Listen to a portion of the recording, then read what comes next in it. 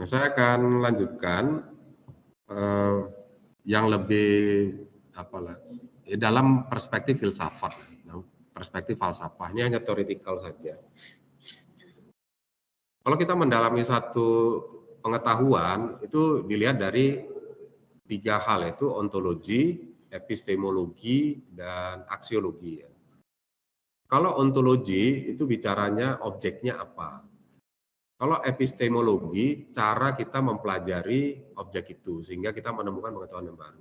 Kalau aksiologi itu tata nilai, kaidah, prinsip yang kita pakai. Ilmu teknik industri, ontologinya itu integrated system. Itu syaratnya kan. Ada material, ada orang, ada metode, ada informasi, ada energi gitu. Yang dia berinteraksi gitu. Kemudian epistemologinya itu menggunakan kombinasi antara matematika, fisika, dan ilmu-ilmu sosial. Aksiologinya apa? Continuous improvement gitu. Jadi productivity, efisiensi, efektivitas gitu. Kaidahnya itu. Maka selalu bicaranya ini lebih efisien enggak ya gitu. Ini lebih efektif enggak ya gitu. Nah, itu secara falsafahnya gitu ya, secara falsafahnya. Nah, demikian juga kalau kita mau bicara novelty secara ontologi, pengertiannya novelty itu mengacu pada asal-usul atau keberadaan entitas atau realitas itu sendiri. Ini berkaitan dengan pertanyaan tentang apa yang ada, bagaimana itu ada, dan apakah ada entitas baru yang belum pernah ada sebelumnya. Nah, maksudnya begini, apa yang ada itu integrated system, objek yang kita amati itu apa saja gitu. Jadi waktu kita masuk, kita kan tertarik, saya mau pelajari penjadwalan mesin-mesin Flusoft, ya, penjadwalan Flusoft ya, di sebuah pabrik. Misalnya pabriknya pabrik aluminium ekstrusi. Saya mau pelajari penjadwalan Flusoft. Maka yang pertama sekali kita harus definisikan adalah sistemnya yang mana. Gitu. Kalau kita bicara penjadwalan, itu kan bicaranya kapasitas mesin, benda yang dijadwalkan. Gitu. Nah, kemudian apa lagi yang akan mempengaruhi? Kalau mesin itu beroperasinya itu bergantung kepada orang, maka orang harus masuk dalam elemen integrated system. Yang dominan pasti cuma 2 kan, mesinnya sama jobnya kan gitu. Tapi kalau nanti ada manusia itu memberi pengaruh terhadap kegiatan penjadwalan, maka masukkan. Gitu. Nah, itu yang dimaksud di sini. Ini yang ada apa gitu. Terus bagaimana itu ada itu? Bagaimana persoalan job itu kok dipersoalkan gitu? Oh ya, karena ternyata job itu pertama datangnya job itu tidak pasti. Kemudian ketika pasti ada pula ketidakpastian terhadap jumlahnya. Kemudian setiap job itu punya spesifikasi atau standar mutu yang berbeda. Padahal bentuknya sama, dikerjakan di mesin yang sama, tetapi karena customernya beda, dia punya spek beda. Gitu. Nah, kebetulan misalnya kalau manufaktur ekstrusi ini, dia pakai cetakan gitu ya. Misalnya seperti ini kan aluminium ekstrusi nih, itu ada cetakannya itu. Cetakan itu semakin mahal dibuat apabila standar mutunya makin tinggi gitu. Jadi saya misalnya cetakan harus halus betul. Ya, saya terpaksa buat cetakan yang hasilnya halus, kan itu mahal. Tapi ada yang mintanya dia enggak apa-apa, enggak kasar dikit. Ya, nanti biaya persiapan biaya cetakannya bisa saya buat yang lebih murah. Gitu. Konsekuensinya kalau dia berbeda, ketika nanti masuk si customer yang berbeda, cetakannya saya ganti dengan cetakan yang lebih halus gitu. Nah, di situ muncul lagi waktu setup, ada kemungkinan cetakan yang baru dibuka tadi jadi rusak gitu ya. Nah, itu apakah ada entitas baru yang belum pernah ada sebelumnya gitu. Nah, sebelumnya bisa saja problematikanya dia menganggap kita mencetak dia asumsi gitu ya. Cetakannya itu adalah cetakan untuk spek tinggi gitu. Jadi mana customer yang minta speknya tinggi, kita siapkan cetakan yang speknya tinggi, sehingga kita tidak perlu gonta-ganti cetakan. Nah, keluarlah penjadwalan itu. Ya, tapi kita mempersoalkan, lah kalau seperti itu ongkosnya mahal gitu. Kan ini sebenarnya bisa diminimumkan ongkosnya dengan kalau customer yang minta mutunya itu lebih rendah, ya saya buat aja cetakan lebih rendah. Berarti ada hal baru, yaitu men-set up cetakan. Jadi kalau awalnya tidak ada set up kan gitu, langsung saja deh. Nah itu maksudnya ada nggak yang belum pernah baru? Itu ontologi. Jadi kita nanti akhirnya keluar itu tema risetnya, model penjadwalan flow shop ya, dengan mempertimbangkan pergantian cetakan berdasarkan spesifikasi dari pelanggan. Kalau penelitian sebelumnya penjadwalan flow shop dengan dengan variasi produk. Gitu. Jadi dia tidak mempertimbangkan isu mutu. Maka nanti di judul-judul artikel itu kan selalu bla bla bla mempertimbangkan bla bla bla gitu. Nah, itu yang dimaksud. Apakah ada entitas baru yang belum pernah ada? Jadi filosofinya di situ kita gali. Nah itulah yang kita cari-cari di banyak literatur. Literatur ini jadwalin flow shop itu apa saja yang dia lihat ya. Oh dia ini kita list itu. Kemudian kita mikir itu kan harusnya dipertimbangkan gitu. Nah, sampai kita di sisi itu proses ontologisnya ya. Maka kita setelah itu cek di lapangan. Di lapangan butuh enggak itu yang pergantian cetakan itu. Oh bagi mereka, oh iya itu signifikan. Di kita aja sebenarnya bisa hemat itu sampai 50%. Nah, maka kita sudah punya yang bermakna tadi. Di lapangan itu signifikan itu yang pertimbangan kita tadi itu. Maka setelah itu kita ya sudah menemukan novelty, kita akan menemukan metode penjadwalan produksi yang flow shop dengan gonta-ganti cetakan tadi, dalam rangka meminimumkan biaya penjadwalan. Itu proses ontologi. Jadi kita mendalami objeknya, objek itu kita dalami. Nah itu prakteknya seperti apa? Ya prakteknya memang harus ke lapangan. Gitu. Jadi aneh, kalau ilmu teknik industri itu justru kerjanya di perpustakaan itu aneh. Itu basic science, dia eksplorasi. Gitu. Jadi belajar teori. Kalau teknik industri, ya mau nggak mau harus berkunjung ke industri, ke realitanya gitu. Karena kita mau cek, kita temukan secara literatur. Tapi ternyata di dunia nyata bagi dia nggak ada masalah itu, karena biayanya nggak signifikan lah, ketutup sama kita. Ngapain kita teruskan, nanti isu bermaknanya nggak dapat. Karena di industri ternyata memang nggak signifikan, nggak ada efek gitu. Di dunia industri kan isunya cuma satu aja, ongkos. Segala sesuatunya yang bisa meminimumkan biaya itu bermakna deh. Cuman itu saja.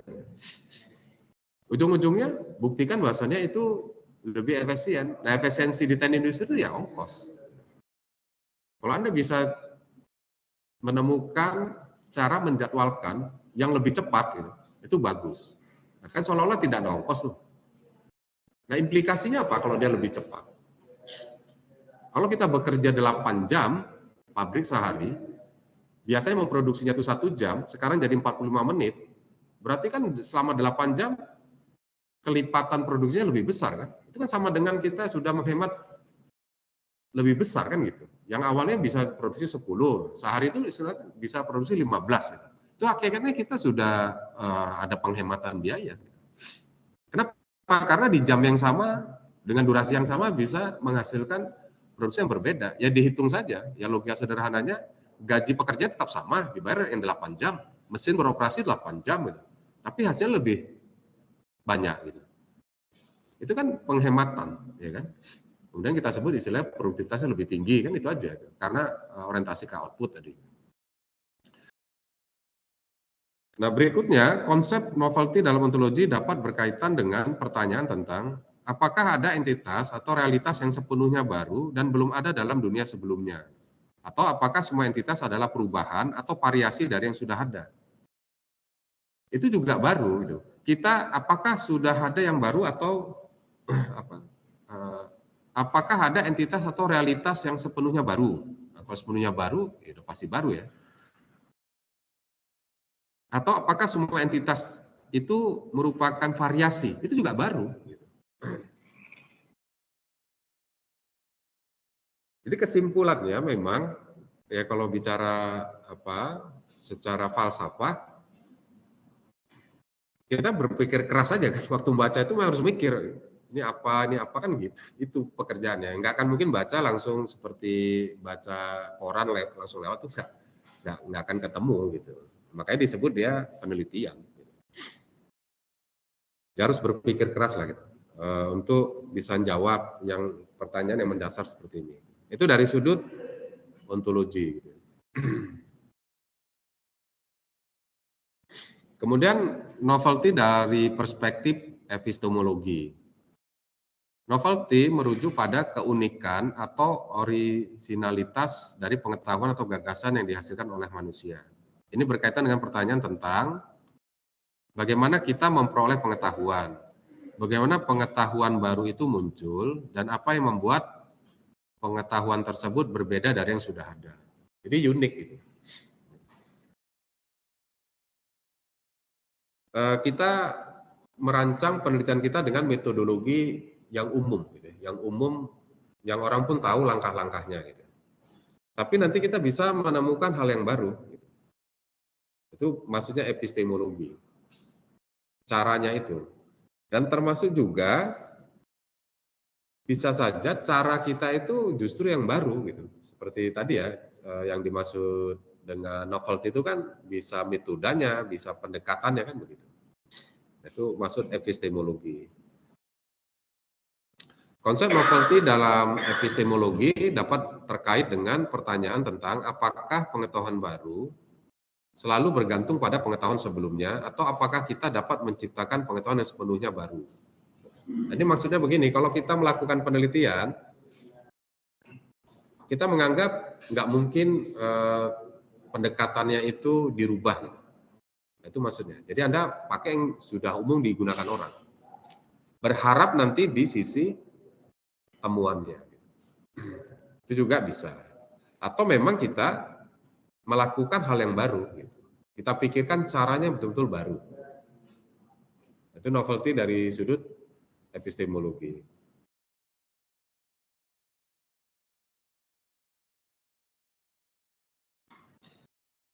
Kemudian novelty dari sudut aksiologi. Novelty mengacu pada keunikan atau originalitas dalam nilai-nilai etika. Nilai etika dan standar yang digunakan untuk mengukur tindakan manusia atau perilaku sosial. Ini berkaitan dengan pertanyaan tentang apa yang dianggap baru, relevansinya atau moralitas dari konteks etika dan nilai-nilai. Sederhananya yang kita klaim baru itu nggak plagiat, itu aja sih maksudnya, sederhananya gitu. Itu kenapa hasil penelitian itu wajib dipublikasikan. Itu bagian dari pengakuan gitu dan pengujian bahwasannya secara filosofis tidak ada kaidah yang kita langgar gitu. Kita transparan ya, kita buka. Nah memang ada dilemanya gitu. Kalau penelitian kita itu punya nilai komersial, gitu, tentu kita akan berhati-hati kan. Tapi tetap saja nilai komersial dari penelitian kita itu kan akhirnya tetap terpublikasi secara terbatas ya. Dalam hal ini industri yang memang mau beli formula kita, gitu. Itu tetap juga maknanya publikasi itu, maknanya kan gitu. Maknanya dia tetap publikasi. Nah saya ada satu pengalaman ya. Saya pernah ke Taiwan, daerah Taichung namanya, sekitar 2 jam dari Taipei. Saya diundang saat itu di Sekolah Bisnis Nasional ke Tsinghua University ya. Jadi perguruan tinggi tua. Dulu waktu masa penjajahan Jepang, dibangun Jepang, konsentrasinya pertanian gitu. Kalau di kita IPB-nya lah gitu. Jadi mereka prodi-prodinya tuh unik-unik gitu.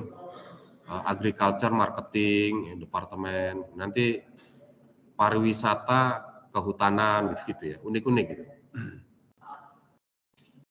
Saya itu ada kegiatan tertentu ya. Saya sekalian ada dosen ngasih kuliah sekali di sekolah bisnisnya, kemudian ada workshop yang memperkenalkan halal produk Indonesia. Nah kemudian di situ saya dibawa jalan ke salah satu industri bioteknologi yang bahan bakunya itu ginseng. Nah mereka setiap memproduksi produk baru itu selalu diawali dengan mempublikasikan hasil penelitiannya. Nah waktu saya tanya apa nggak takut ditiru? Tidak mungkin bisa ditiru. Kenapa? Karena ini formula. Iya, Anda kan kasih formulanya, Anda kasih bahan, benar gitu. Kita kasih bahan, tapi tetap saja dia nggak akan bisa meracik seperti hasilnya sama yang kita berikan. Nah, kemudian saya tanya, jadi kesimpulannya kenapa dipublikasikan? Karena kami punya kepentingan menjamin pasar itu bisa nerima, karena ini produk baru. Jadi dipublikasikan dulu, oh nggak diproduksi dulu baru dipublikasi, tidak, dipublikasikan dulu baru diproduksi. Nah itu dari sisi aksiologi gitu ya. Jadi dia memang menjamin bahwasannya produk mereka ini tidak berbahaya gitulah. Karena kan dia produk mungkin obat atau suplemen ya dari ginseng ya, dari ginseng yang mereka kembangkan sendiri itu ditanam di budidaya di Taiwan itu.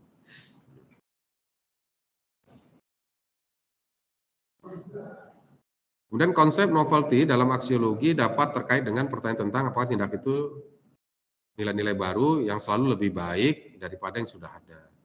Atau apakah ada nilai-nilai tradisional yang harus dihormati dan dipertahankan. Jadi secara umum lah gitu ya. Secara umum pengertiannya gitu.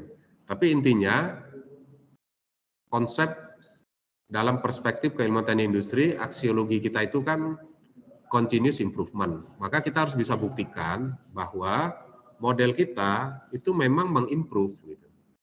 Menghasilkan yang lebih baik dibandingkan yang sudah ada saat ini. Gitu. Itu saja yang perlu kita tunjukkan. Caranya bagaimana tuh? Ya di situ pekerjaan kita mencari cara sehingga kita bisa buktikan gitu.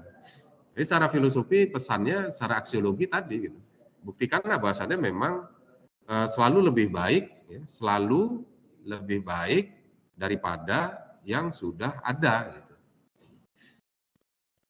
Di filosofi aksiologi poinnya itu.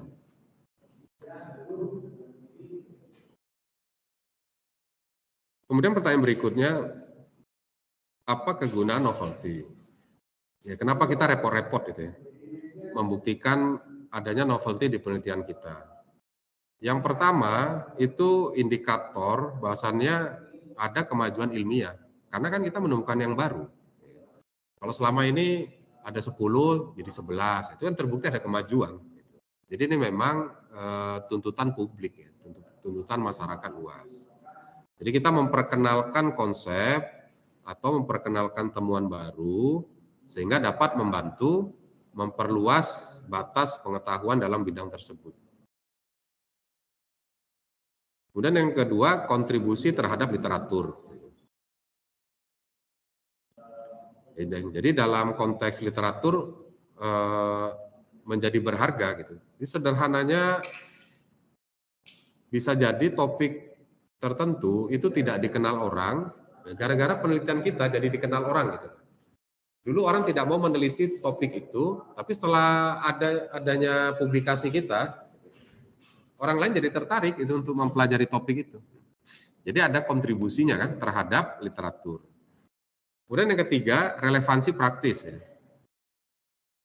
Jadi penelitian yang punya novelty itu memiliki potensi untuk memiliki dampak praktis yang signifikan. Hal ini bisa berarti menciptakan solusi baru untuk masalah dunia nyata atau mengarah pada perkembangan teknologi baru. Nah, bisa saja penelitian kita itu memang tidak langsung dipakai. Jadi jangan kita berpikir seolah-olah ya langsung kepakai. Bisa dimaklumi gitu, tidak langsung terpakai. Ada syarat tertentu untuk dia bisa dipakai gitu. Yang itu dilakukan penelitian selanjutnya. Gitu. Nah kalau harus tuntas, ya gimana caranya gitu? Ya mau 5 tahun, 10 tahun, 20 tahun ya nggak tamat-tamat kan gitu. Tapi ketika ditanya, konteksnya kita tahu. Misal contohnya ada orang berpikir bagaimana caranya berangkat ke bulan. Maka temukanlah sebuah pesawat yang memiliki kecepatan yang sangat tinggi. Maka diteliti dulu, ada yang bicara bahan apa ya yang bisa membuat kecepatannya tinggi, tidak mudah meledak dan seterusnya. Kemudian ada mikir material untuk pesawat nanti apa ya supaya dengan panas yang tinggi itu tidak retak, tidak ini. Kemudian ada yang meneliti macam-macam gitu. Tapi tetap saja pesawatnya belum ada. Gitu. Tapi mereka ditanya tahu, iya kita nih penelitian dalam konteks membuat pesawat ke bulan. Gitu. Jadi jelas dia relevansi praktisnya. Nah makanya kenapa di penelitian teknik industri itu kombinasi di bab 1, latar belakang itu kombinasi antara perkembangan teori, literatur, pengembangan penelitian dengan kondisi real. Gitu. Jadi tidak boleh tidak bicara kondisi real, kalau enggak ya bermaknanya jadi nggak bisa dibuktikan. Bagaimana kita bisa membuktikan bahwa ada yang membutuhkan solusi dari kita gitu. Itu yang dimaksud tadi ya dari sisi aksiologi. Gitu. Nah ini adalah kegunaan dari novelty.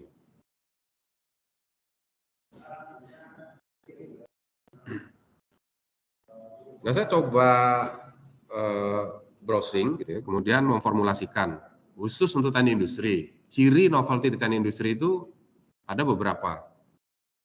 Bisa jadi ini masih terbatas ya, masih bisa dieksplor lah. Tapi ini hasil browsing yang coba saya pelajari. Yang pertama, jadi memang umum ya kaidahnya inovasi gitu ya. Novelty yang kategori inovasi teknologi ini terlihat dalam pengembangan atau penerapan teknologi baru yang belum pernah digunakan sebelumnya dalam konteks tertentu. Jadi kita lihat misalkan begini, ada penelitian, ini contoh sederhana tapi yang sudah terjadi ya. Supply chain ya, itu konteksnya dulu dipicu dari cerita antara kepentingan marketing dengan kepentingan produksi. Jadi identik dengan bisnis, identik dengan industri. Nah sekarang konsep itu dibawa itu supply chain untuk bangunan gitu, dan dibuktikan ternyata bisa dipakai konsep itu. Gitu. Nah itu namanya inovasi. Jadi dulu orang ceritanya itu ya bercerita kalau bangunan itu ya bangunan aja gitu, pengadaan aja gitu, nggak ada pemikiran supply chain-nya gitu. Nah itu namanya inovasi. Jadi kita memang menerapkan satu teknologi yang belum pernah ada digunakan sebelumnya dalam konteks tertentu. Gitu. Jadi kita bawa gitu.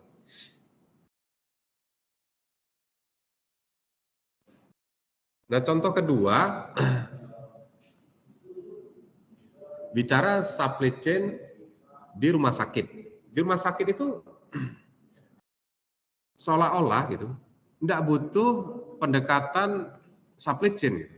Jadi kalau saya mau beli obat-obatan, saya mau beli sayur, saya mau beli makanan ya untuk instalasi logistik, dapur misalnya dapur rumah sakit, ya seolah-olah seperti shopping, seperti belanja biasa gitu. Tidak perlu penjadwalan, tidak perlu manajemen vendor, tidak perlu inventory gitu, tidak perlu quality control gitu. Tapi kalau ditanya sehari-harinya itu semua perlu gitu.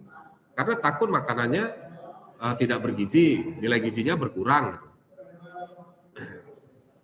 Jadi caranya bagaimana? Ya pokoknya dijadwalin biasa aja gitu. Karena dia nggak tahu ada ilmu yang bisa mengatur itu semua. Nah karena kita tahu karakteristik problem di rumah sakit itu memenuhi ciri dari problematika supply chain, maka kita datang membawa konsep itu ke rumah sakit. Maka berkembanglah macam-macam inovasi. Mulai dari pengendalian persediaannya, integrasi antara persediaan obat-obatan dengan pemilihan vendor, kemudian bicara nanti ada obat-obatan yang komplementer, jika obat ini dibeli, yang ininya harus segera dibeli juga, gitu. Itu muncul lagi masalah gitu kan. Kemudian mengendalikan persediaan untuk makanan-makanan atau sayuran-sayuran yang perishable gitu. Kemudian mengkaitkan antara kualitas pengendalian persediaan, kualitas dan nilai nutrisi gitu.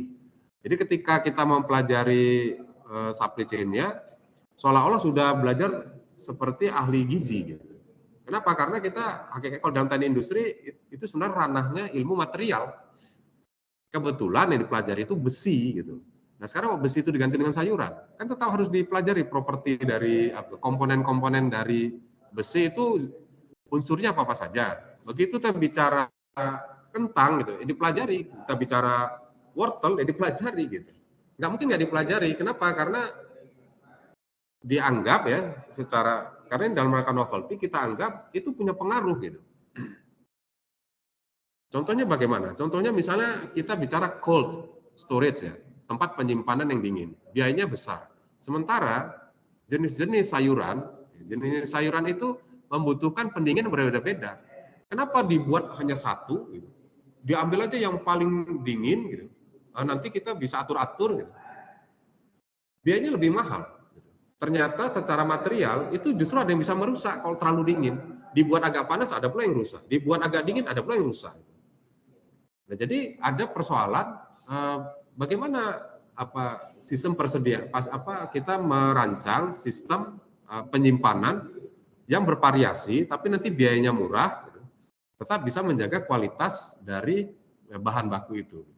Nah, itu namanya inovasi teknologi. Membawa sesuatu yang sudah umum gitu, tapi dibawa ke tempat yang nggak umum gitu. Itu kan inovasi kan, orang nggak kepikiran sampai ke sana. Gitu. Nah itu kalau di rumah sakit luar biasa itu problematikanya. Dan sayangnya kan diselesaikan oleh ahli gizi gitu kan kalau di dapur umum itu. Belanjanya seperti belanja biasa aja. Nah kalau ditelusuri mau dibongkar biayanya, tapi praduga saya kalau kita belanjanya pakai ilmu itu pasti mahal itu ongkosnya. Dia tidak tahu bicara stok. Jadi kalau bicara stok kan ya berdasarkan pengalaman lah. Kalau kemarin terlalu banyak kita beli sedikit. Oh biasanya kok masa-masa Lebaran itu jadi lebih murah. Kalau nanti setelah masa-masa puasa lebih murah karena belanja sedikit. Kalau masa ini lebih mahal gitu. Itu kan mereka rencanakan karena mereka juga tidak tahu yang namanya forecasting kan, model-model forecasting gitu. Nah itu namanya inovasi gitu ya, inovasi teknologi itu contohnya. Jadi kita berani aja gitu, kita bisa saja awalnya blank gitu, tanpa motif. Saya mau masuk ke wilayah yang selama ini teknik industri itu nggak pernah masuk. Masuk kita ke pembangkit yang mengerjakan orang mekanikal, elektro aja, orang power gitu. Kemudian dengan ilmu teknik industri kita lihat fenomena, ini maintenance gitu. Ini bicaranya adalah men-stok spare part-nya dan menjaga vendornya. Selama ini bagaimana? Ya sistem lelang. Jadi ya hari ini lelang, kalau udah terpilih, ya kan udah diadakan. Dia udah rusak, ya belum. Daripada nanti rusak kita belum lelang. Ternyata rusaknya tahun depan. Nah ini udah bekarat. Kenapa? Karena yang mengerjakan itu orang teknikal gitu. Dia tidak datang dengan bawa perspektif baru di sistem pengadaan. Maka kita datang dengan ilmu pengadaan, perspektif supply chain, maka kita kelola itu maintenance, ya. Jadi mengintegrasikan antara fenomena maintenance, persediaan dan pemilihan vendor. Nah, dibuatlah modelnya. Itu namanya inovasi teknologi. Jadi berani. Makanya yang backgroundnya, yang teknik industri, peluangnya besar. Kenapa? Karena secara teknis tahu itu teknisnya. Nah, tinggal sekarang saya datang tidak bawa pakai ilmu elektro lagi gitu. Saya mau datang pakai ilmu teknik industri. Ini kayaknya bisa saya pakai karena ada modalnya. Nah, kalau yang teknik industri karena blank ya harus datang dulu kan, lihat dulu fenomenanya apa, baru dicocok-cocokkan gitu. Itu namanya inovasi teknologi. Ini khasnya teknik industri ya, untuk bisa menemukan novelty. Kemudian peningkatan efisiensi proses. Ini sering umum, misalnya rancang ulang tata letak itu kan umum ya, umum ya. Tapi ya khas karakteristik novel teknik industri peningkatan efisiensi. Penelitian ini menciptakan efisiensi yang signifikan dalam proses produksi atau manajemen operasi industri. Nah misalnya yang kasus Lean itu wilayah novelty di sini. Kita datang, gitu ya. Selama ini Lean itu ceritanya ada aktivitas, saya datangi, sudah saya cek aktivitasnya value added, non value added, clear gitu. Udah. Gitu. Nah sekarang kita datang, kenapa perilaku orang nggak saya masukkan? Itu jangan-jangan waste-nya itu karena perilaku orang itu. Perilaku itu ternyata mempengaruhi psikologis dia, fisik dia gitu. Sehingga yang awalnya itu tidak terjadi, jadi terjadi gitu. Nah dimasukkanlah satu elemen baru kan. Yang secara ontologi tadi dipertanyakan kan. Apakah yang sudah ada, apakah harus ada yang apakah yang sudah ada itu bisa ditambahkan kan? Ontologi kan ceritanya gitu. Ini ada satu benda tuh, bendanya ini saja tuh, tapi bisa nggak saya tambahkan sesuatu yang baru? Oh ini bisa gitu. Nah itu namanya peningkatan efisiensi proses. Ya sederhana aja, saya mau kembangin laptop gitu. Saya berpikir laptop ini nggak butuh cahaya, gitu. Kenapa kan sudah ada cahaya? Gitu. Tapi saya mikir, nah intinya kan butuh cahaya. Gimana kalau cahayanya bisa dibawa-bawa? Jadi saya tambahkan, nah gimana caranya saya nambah di laptop ini ada lighting. Itu konteksnya memang termasuk inovasi juga, tapi peningkatan efisiensi proses. Karena motivasinya tadi supaya bisa bekerja lebih cepat, akurasi tinggi kan gitu. Dan misalnya konsep lean yang dalam tanda petik yang konvensional itu existing proses diamati, dicek, ini added value, ini added value, clear itu, udah selesai. Udah ini hilangkan ganti, udah hilangkan. Gitu. Berasumsi orangnya itu adalah orang yang akan mudah beradaptasi gitu. Nah, padahal ada satu teori yang mengatakan bisa saja orang disuruh merubah metode, dia resisten. Nah, kita berasumsi orang menerima gitu. Nah, asumsi itu kita buka bagaimana sebuah metode itu ada kemungkinan dihambat atau ada resistensi dari si operator. Maka saya harus temukan satu metode dalam rangka mengimplementasikan lean gitu. Jadi dikombin lah dengan teori lain. Nah, bertemu lagi ada dua teori dipersatukan gitu. Maka muncullah dikasih nama apa. Contohnya saya kan ada contohnya lean supply chain, ada agile supply chain, ada green supply chain, ada reverse supply chain. Green konsepnya ramah lingkungan. Supply chain dulu ceritanya cara dapatkan barang, pilih orangnya, cara bawanya, menstoknya, dipakai, jadi produk, dikirimkan. Nah tiba-tiba ada pemikiran, bagaimana ya kalau nanti konsumen marah, kita memproduksi itu tidak ramah lingkungan. Nah mulai berpikir, oh berarti harus hati-hati mulai dari bahan bakunya, memprosesnya, sampai mengirimkannya dengan isu green. Nah itu namanya peningkatan efisiensi proses. Kalau inovasi tadi lebih cenderungnya ada objek tertentu yang seolah-olah mustahil dimasuki oleh ilmu tertentu, kita masuk, itu signifikan kan? Meskipun yang ujung-ujungnya semua inovasi ya, ujung-ujungnya gitu. Tapi ini supaya berbeda aja dalam perspektif industri. Kita orang teknik industri masuk ke rumah sakit kan diketahui, mau ngapain di sini? Di sini orang-orang rumpun kesehatan gitu. K3-nya pun ada D3 kesehatan. Nggak butuh kami teknik industri gitu. Terus gimana tuh untuk atau persediaan di dapur umum? Kami punya orang D3 ahli gizi. Kami punya sarjana gizi. Jadi nanti inventorinya kami ngerti gitu. Ngerti pakai gizi aja. Kalau ditanya nutrisi ini macam gitu. Tapi tahu nggak dia bagaimana integrasi antara stok, optimisasi tingkat persediaan yang diintegrasikan dengan pemilihan vendor. Untuk karakteristik produk-produk yang perishable misalnya. Nanti belum lagi dikaitkan dengan jadwal pemasak. Kenapa? Karena ada ternyata variasi pasien itu bervariasi gitu. Saya nggak mungkin membayangkan masa dapur umum rumah sakit itu seperti di rumah makan kan, sekali masak ya sudah kan, nggak juga gitu. Nanti gimana kira-kira misalnya ada satu pasien yang treatmentnya itu memang harus dikasih makanan khusus. Nah itu gimana prosesnya? Nah di teknik industri ada namanya make to order, ada namanya assembly to order, ada namanya engineering to order.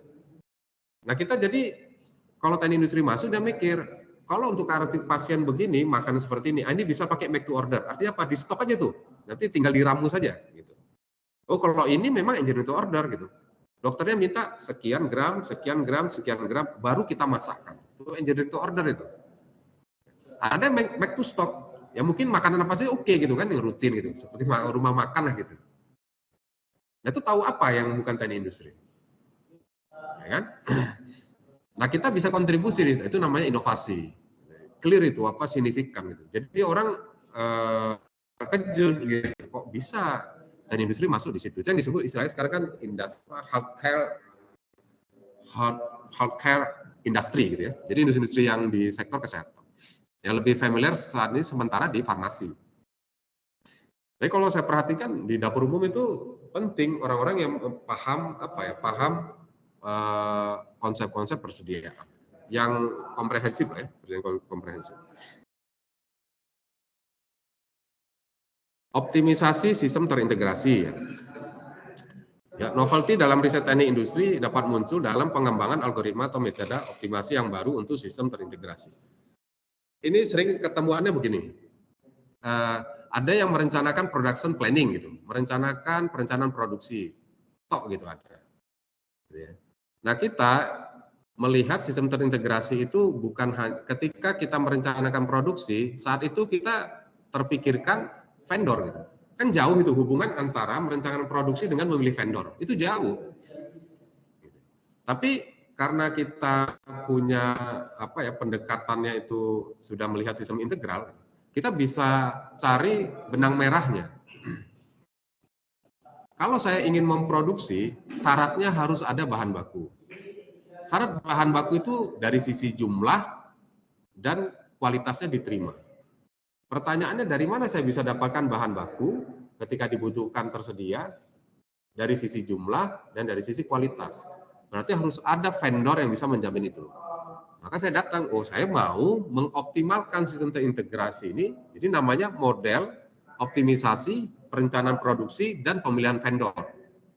Dalam rangka apa? Gitu. Untuk mempertimbangkan apa? Gitu. Dengan mempertimbangkan ABC misalnya, atau tanpa mempertimbangkan. Gitu. Jadi kita mau buat model generik dulu. Nah itu efisiensi proses, gitu ya, termasuk juga optimisasi. Yang awalnya kan optimisasinya kalau perencanaan produksi itu kan pakai metode transportasi misalnya gitu kan. Ya gara-gara ada pemilihan vendor, bergeser tuh modelnya. Modelnya bisa jadi model capacity plan yang pakai mix integer linear programming jadinya. Di situ ada kombinasi memilih vendor baru merencanakan produksi gitu. Jadi pemilihan vendornya pakai integer, perencanaan produksinya pakai model transportasi, jadi combine ya. Itu optimisasi sistem terintegrasi. Jadi kita mencari terobosan baru gitu. Yang awalnya orang kerjakan kotak-kotak nih, milih vendor, persoalan sendiri, production sendiri, distribusi sendiri gitu. Nah, sekarang saya ciptakan satu model, ini bisa dikendalikan secara terintegrasi. Nah, karena dia tuh rumusnya jadi kompleks, tugas berikutnya yang mencari gimana cara mengoptimalkannya. Jadi termasuk kita memikirkan solusinya. Kemudian yang keempat, manajemen keberlanjutan. Jadi penerapan praktek keberlanjutan yang inovatif dalam industri adalah ciri khusus dari novelty. Ini mencakup metode baru untuk mengurangi dampak lingkungan, mendaur ulang limbah, atau mengintegrasikan konsep keberlanjutan dalam seluruh rantai pasok. Pengertiannya begini, di industri itu kalau digambarkan ada input, ada proses, ada output. Kemudian dikasih feedback gitu kan. Nah, feedbacknya itu kan tafsirnya macam-macam. Kalau dulu feedbacknya itu tafsirnya adalah ngasih informasi, itu permintaan terpenuhi enggak, stoknya banyak enggak gitu. Tapi sekarang feedbacknya itu bergeser.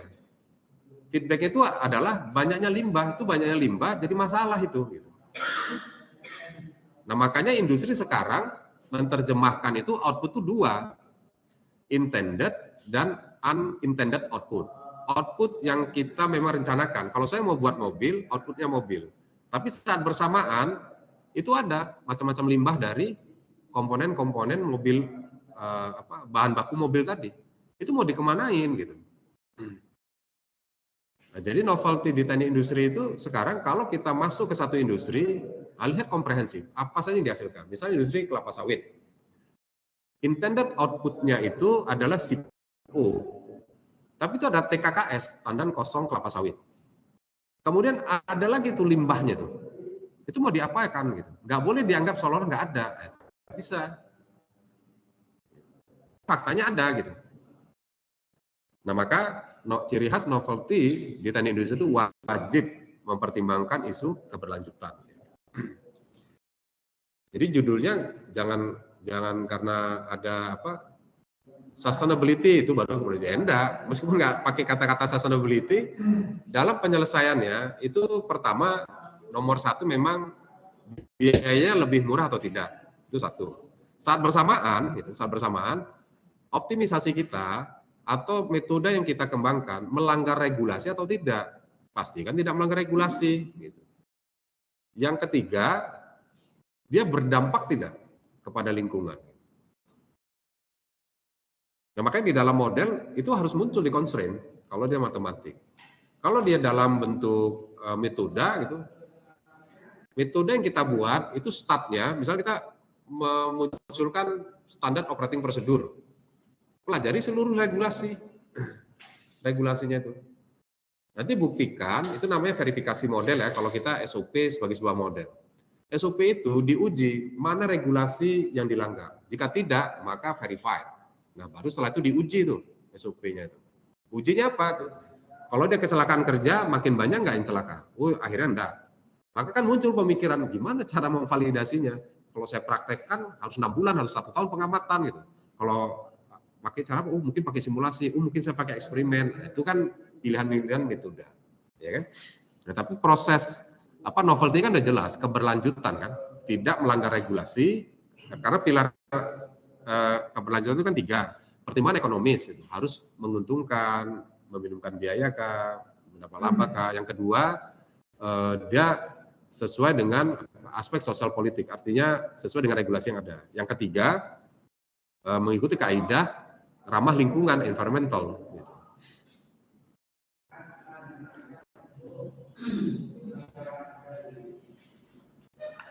Berikutnya karakteristik novelty di teknik industri itu desain ergonomis dan keselamatan. Ini memang khas, karena industri itu pasti ada orang. Gitu. Kita industrinya itu kan kontrol aja dari display, dari monitoring gitu. Ini produksi pencet, ini produksi pencet. Nah, yang mencet itu siapa? Ya orang. Ya orang itu kan ada lelahnya juga. Gitu. Kalau salah pencetnya nggak meledak tuh pabrik. Gitu. Nah, jadi tetap aja human center. Itu nggak bisa dilepas tuh teknik industri. Maupun revolusi industri, katanya ini otomasi macam. Toh ujung-ujung tetap orang. Orang itu bisa dua, subjek, dia yang mengeksekusi sistem, atau objek, dia menerima output dari sistem itu. Tetap harus dimasukkan sebagai integral sistem. Ya. Jadi khas teknik industri itu isu ergonomis masuk deh. Kemudian keselamatan gitu. Kalau kita develop produk, pastikan orang pakai produk kita nggak akan pernah celaka. Itu istilahnya kan foolproof kan. Kalau kita misalnya fix and fixture. Jadi saya kalau mau fix feature itu, kalau saya mau meletakkan benda kerja gitu, tanpa hilang konsentrasi pun, kalau tidak pas, gitu, nggak proof dia, benda kerja itu tidak masuk. Nah, itu kan namanya ergonomis dan juga safety kan. Kemudian pastikan juga kalau orang hilang konsentrasi, ya tidak celaka, tangannya tidak celaka, orang nggak celaka gitu. Ini kan ergonomis juga, safety dia. Itu khas itu, khasnya teknik industri. Khasnya dia. Jadi kalau pendekatan yang bukan teknik industri, dia bisa minimumkan biaya. Tapi dia asumsi orang ini pasti hati-hati, operatornya mau belajar, orangnya disiplin gitu. Itu enggak bisa, karena faktanya manusia itu ada grafiknya gitu. Teknik industri nggak mau mengakui masa semua orang disiplin, nggak mungkin. Masa semua orang terampil gitu. Apakah ada orang yang lebih terampil yang baru masuk hari pertama dengan sudah bekerja 5 tahun dianggap kemampuan sampai dengan 5 tahun? Enggak mungkin gitu. Nah, jadi teknik industri melihat ya orang itu ya orang gitu. Jadi kita harus perhatikan gitu. Ini metode ini berlaku untuk yang 1 tahun, ini kalau metode ini yang untuk baru gitu. Jadi dikustomisasi. Nah, itu bentuk dari desain ergonomis dan keselamatan. Konteksnya itu. Ya. Jadi novelty ini berkaitan dengan desain alat, desain fasilitas, desain sistem kerja yang lebih ergonomis, aman. Gitu. Tujuannya untuk meningkatkan kesejahteraan pekerja dan mengurangi resiko kecelakaan. Gitu. Nah, ada yang jarang disentuh kalau misalnya dia kajian ergonomis gitu ya. Tapi memang karena S1 ya. Tapi kalau untuk level pasca, memikirkan konsep ergonomis keselamatan kerja dengan konsep manajemen resiko. Soalnya kalau manajemen resiko itu finansial, tidak nyentuh persoalan memperbaiki metode kerja. Seolah-olah gitu ya, ini dua benda yang berbeda. Padahal gitu, konsep manajemen resiko itu konsepnya cari sumber resiko, kemudian analisis sumber resiko itu, kemudian lakukan mitigasi. Nah, mitigasi itulah redesign, improvementnya kan, desainnya gitu. Itu bukan hampir ya, saya banyak baca manajemen resiko, misalnya browsing manajemen resiko, ya manajemen beneran manajemen resiko untuk operasional, untuk corporate lah gitu. Nggak ada cerita konsep manajemen resiko untuk yang parsial, untuk memperbaiki tempat kerja, untuk desain tata letak, untuk perbaikan metode kerja, nggak sampai ke situ. Padahal keywordnya itu resiko. Ya mungkin karena definisi manajemen resiko itu levelnya corporate gitu ya. Tapi metodenya itu bisa berlaku di mana saja, mau parsial, ya maksudnya mau mikro gitu, maupun yang makro. Ya. Integrasi digital. Nah, ini karena memang dunia industri sekarang sudah digitalisasi gitu ya.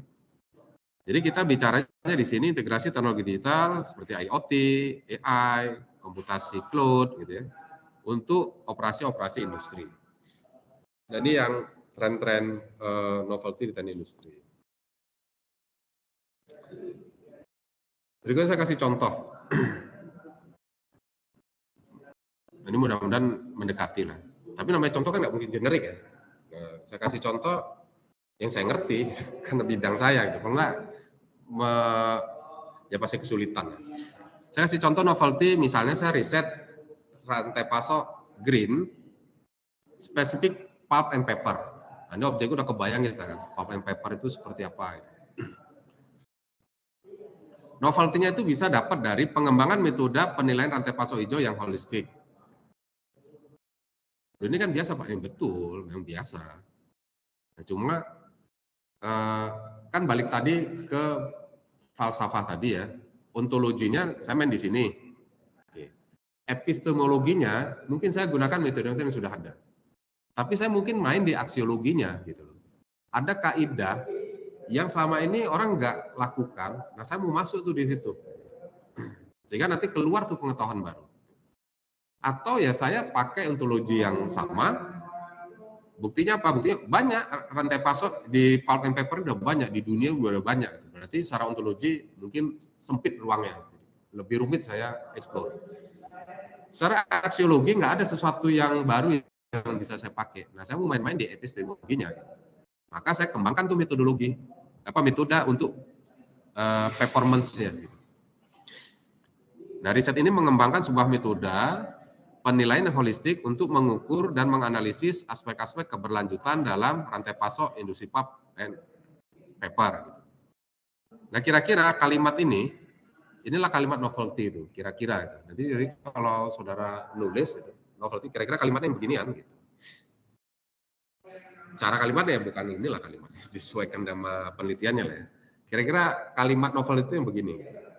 Kemudian metode ini mencakup parameter ini itu. Jadi kan novelty itu kan ada subchapter itu. Kadang-kadang di proposal langsung diminta itu. Di bab 1 posisinya. Nah, disebutkanlah ontologinya itu apa dengan titik 2 gitu. Misalnya kita mainkan di epistemologi, keluarkan 1 gitu. Riset ini mengembangkan sebuah metode yang begini begitu. Kedua, metode ini mencakup parameter ini itu. Nah, ini parameter yang kita sebut itu adalah parameter yang di studi literatur kita buktikan tidak ada. Gitu. Orang nggak pernah tuh pakai parameter itu. Makanya spesifik kita sebutin gitu. Nah, itu namanya novelty, ya, kebaruan. Gitu. Kemudian kalau mau tambahkan maknanya apa? Kontribusinya apa? Di dunia industri. Di industri kontribusinya apa? Khususnya di industri pulp and paper. Bisa juga ditambahkan. Ini contoh.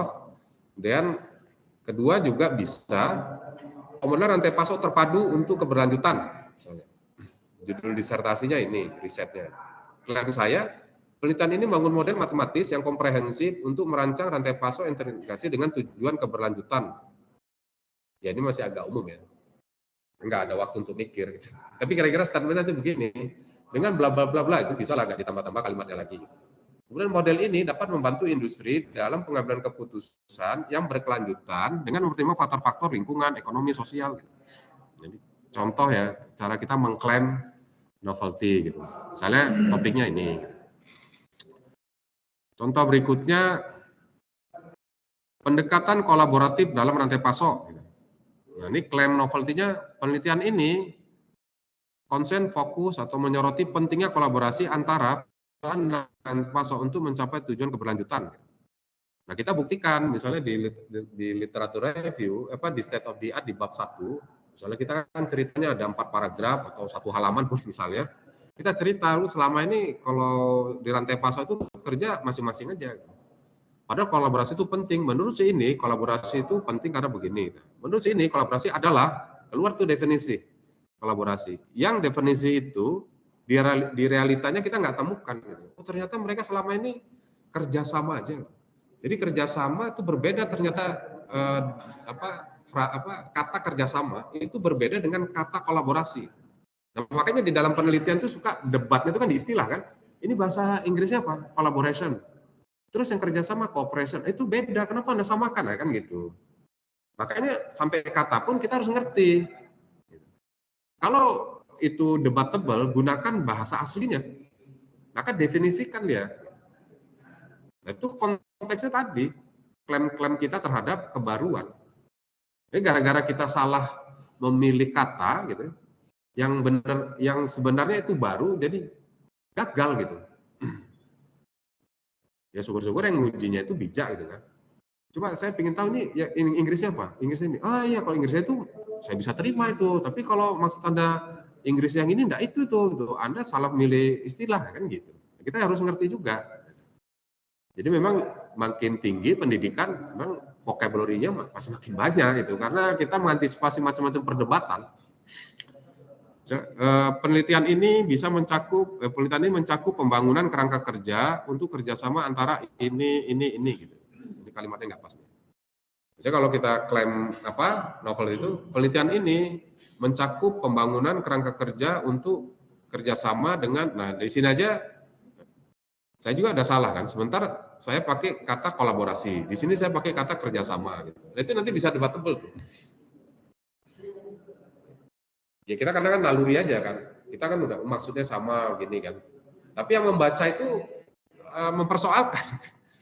Ya kita harus maklum gitu. Makanya kita harus pegang dulu konsep dasarnya gitu. Kita salah istilah, ya kita bilang aja itu keliruan di istilah. Tapi maksud kita tetap sama. Maksud saya itu yang begini nih. Gitu. Ya harusnya berarti yang mana? Kolaborasi atau kerjasama? Oh kalau ini kolaborasi. Saya mengacu kepada definisi si A, si B, si C gitu. Nah ujung-ujungnya kan balik ke literatur kan. Ya kekuatan harus direferensi.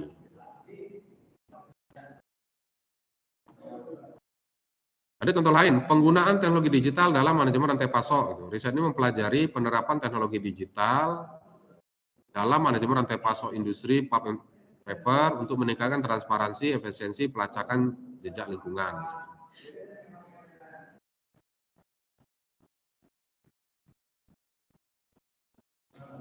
Oke, saya kira itu beberapa contoh-contohnya ya.